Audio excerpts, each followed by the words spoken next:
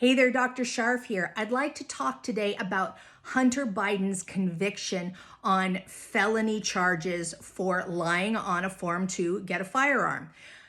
I think it's important that we understand why there's so much deception and lying among people with substance abuse problems. Now, I come at this from two perspectives. Number one, I've been a mental health researcher looking at the intersection of addiction and trauma for more than 15 years. And secondly, in 2 weeks, I'm going to celebrate 26 years of recovery from alcoholism. So I understand this from both the experiential side and also the research side.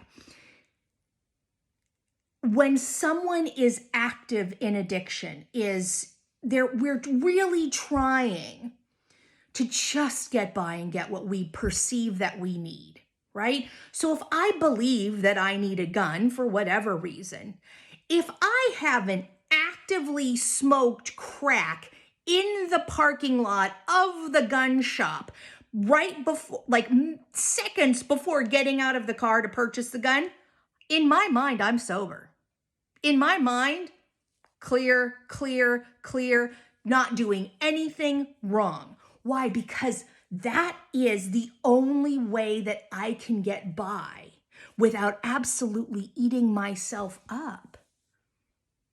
And that's what the brain does. It creates these stories so that we can do what we feel we need to do to navigate in the world.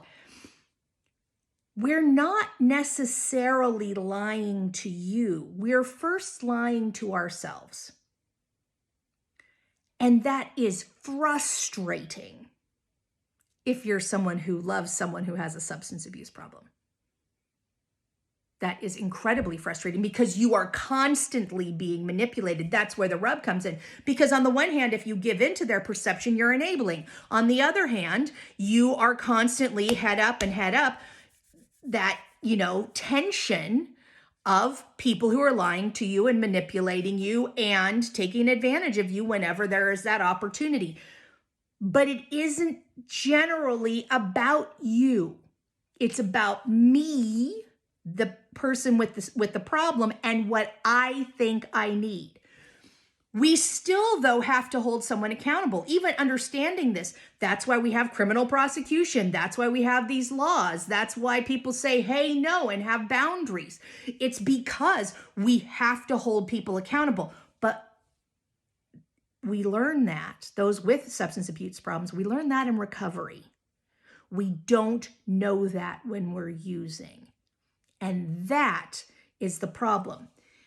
If you love someone who has a substance problem, if you can understand this concept, it will help you to not take the behavior personally.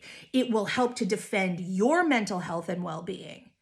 And hopefully, if you have compassion with good, strong boundaries, the person you love will find recovery.